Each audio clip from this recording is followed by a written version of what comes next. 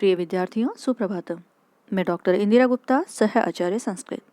विद्यार्थियों, अभिज्ञान शाकुंतलम इस श्रृंखला के पूर्व भागों में हमने अभिज्ञान शाकुंतलम के प्रथम अंक और द्वितीय अंक का अध्ययन किया। प्रथम अंक का नाम आश्रम प्रवेश और द्वितीय अंक का नाम आश्रम निवेश है। आज हम अभिज्ञान शाकुंतलम के तृतीय अंक का अध्ययन करेंगे। तृतीय अंक मिलन नामक जो अंक है, इसके पात्र हैं राजा दुष्यंत, जो कि नाटक के नायक हैं, शकुंतला, जो कि इस नाटक की नायिका हैं और कर्ण की पुत्री हैं, शिष्य, जो कि महर्षि कर्ण का शिष्य है, और दो सखियां हैं जो कि शकुंतला की सखियां हैं, प्रियंवदा और अनुसुईया।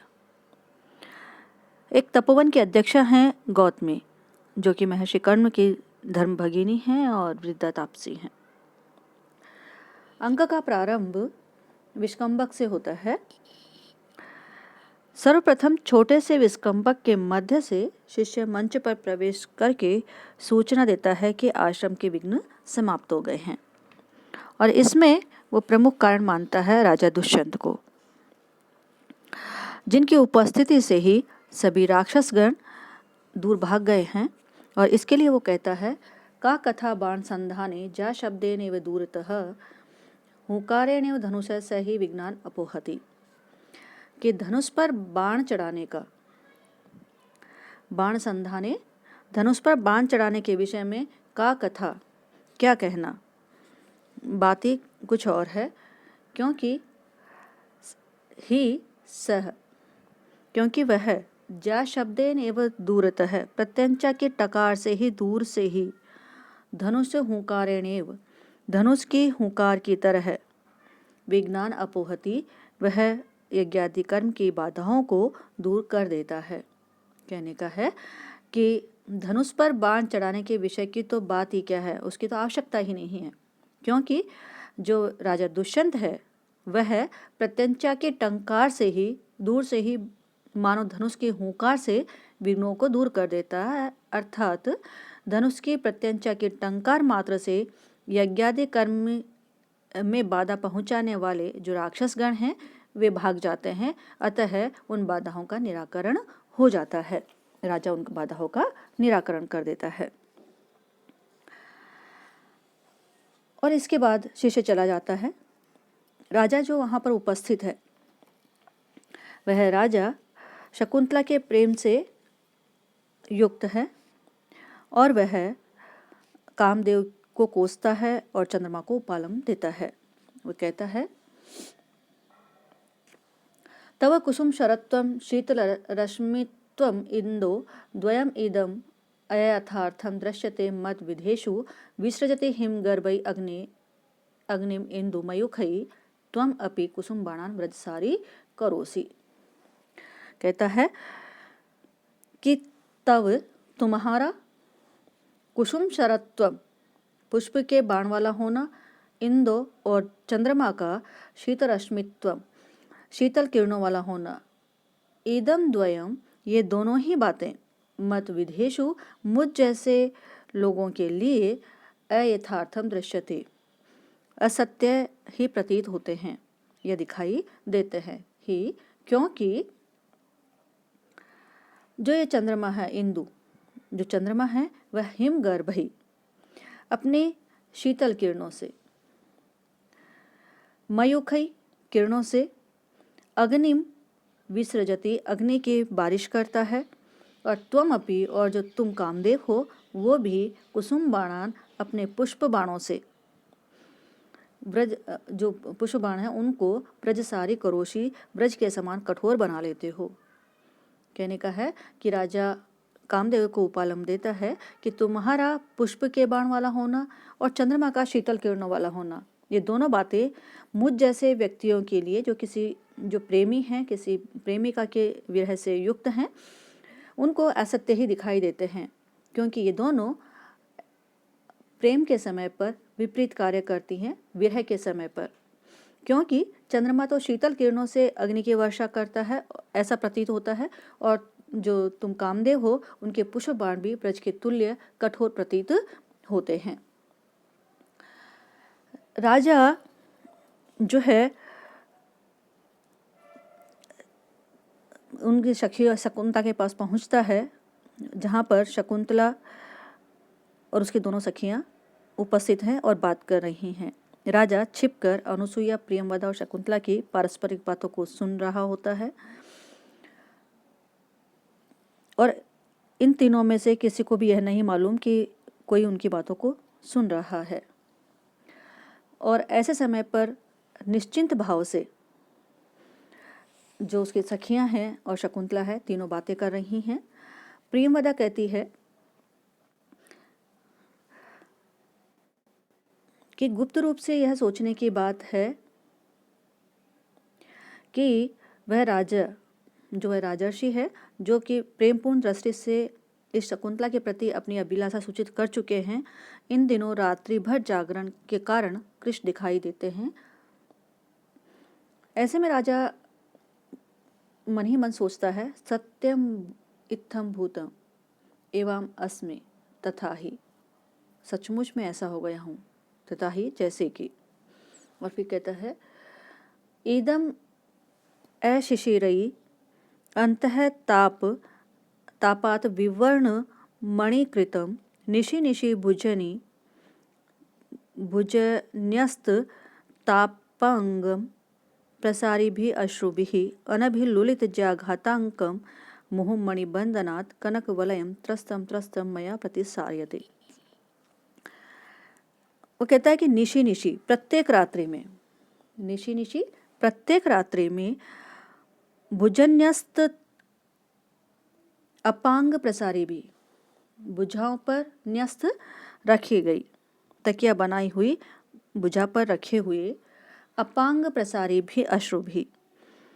अपांग जो नेत्रों के प्रांत भाग से निकलने वाले जो अश्रु हैं, उन जो कि कैसे हैं, अंतः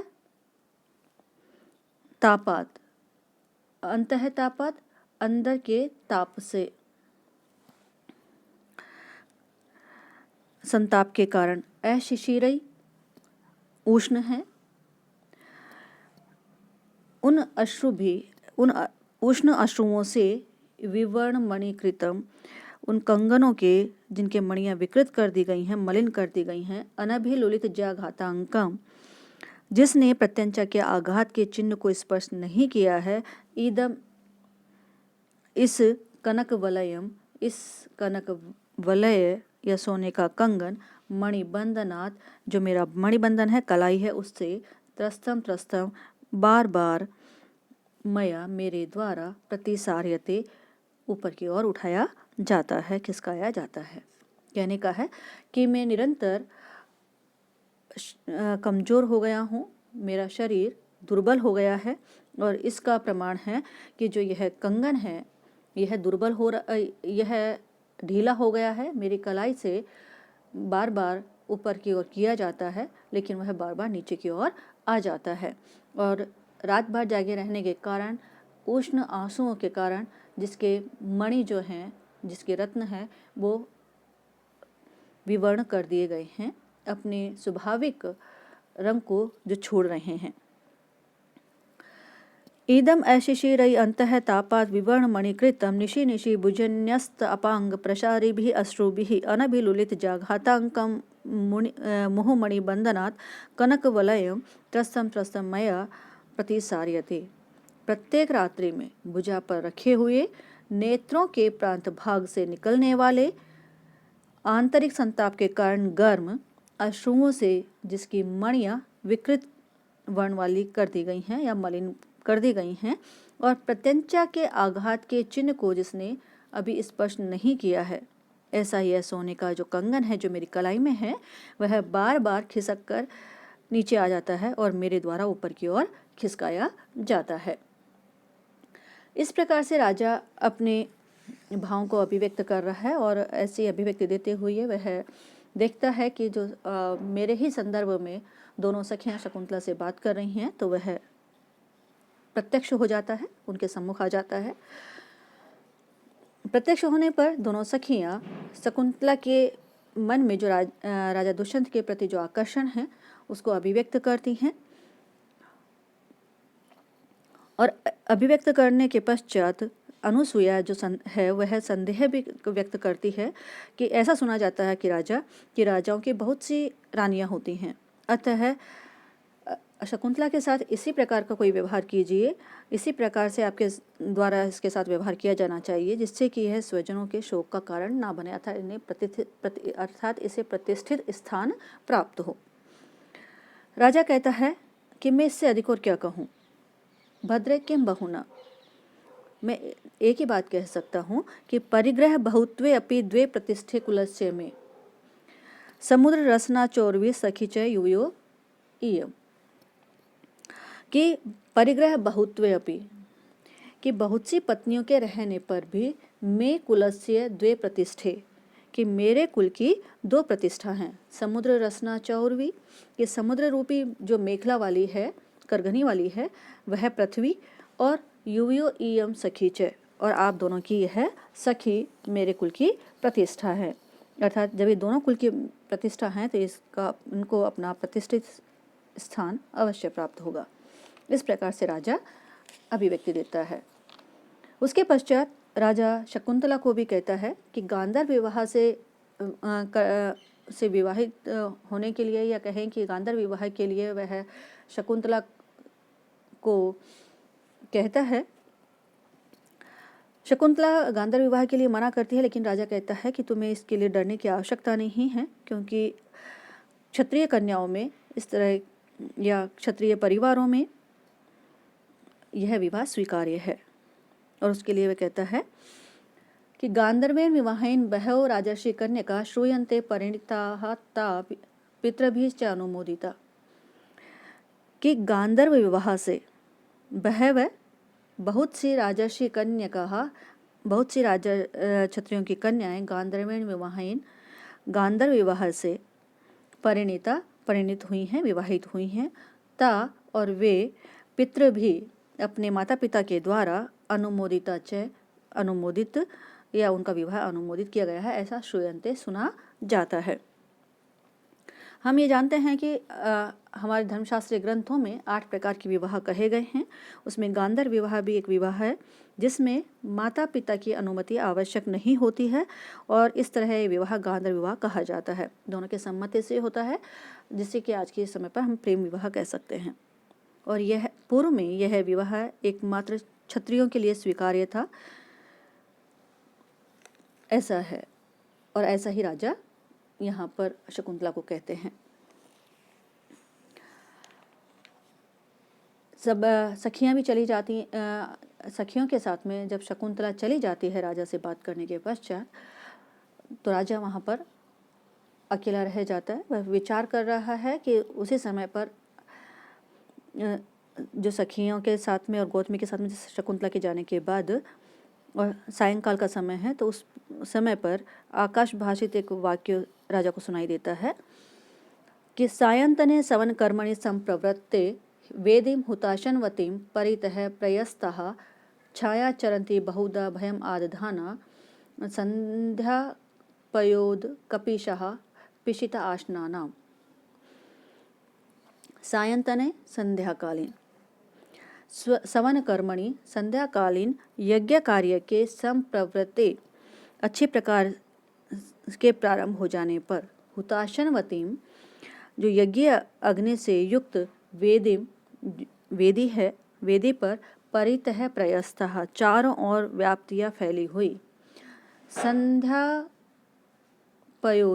कपीशः, संध्याकालीन मेघों के समान पिंगल वर्ण की, भयम आदधानः, भय को उत्पन्न करने वाली, पिशिता अश्नानाम, मांसाहारी राक्षसों की, छाया चरंती बहुधा, अनेक प्रकार से परछाइयाँ विचरण कर रही हैं। कहने का है कि जो सायंकालीन यज्ञ हवन आदि कार्य किए जा रहे हैं, उनको राक्षस जो हैं वे उनमें विघ्न डाल रहे हैं, अतः यह विघ्न का भय प्रस्तुत कर रहे हैं। ऐसे में राजन आप कहाँ हैं? राजा जब ये बात सुनता है तो कहता है कि अयम अहम आगच्छामि, यह मैं आ रहा हूँ। कहने का है कि संध्याकालीन जो हमारे यहाँ प्रातःकालीन और संध्याकालीन हवन कहे गए हैं, आश्रम है, आश्रम में संध्याकालीन यज्ञ प्रारंभ हो गए हैं। राजा चूँकि अभी हवन यज्ञ वेदी के समीप नहीं पहुँचे हैं, तो आकाशभाषित जो है ध्वनि उन्हें सुनाई देती है, अर्थात कोई शिष्य या कोई उन्हें आवाज़ दे रहा है।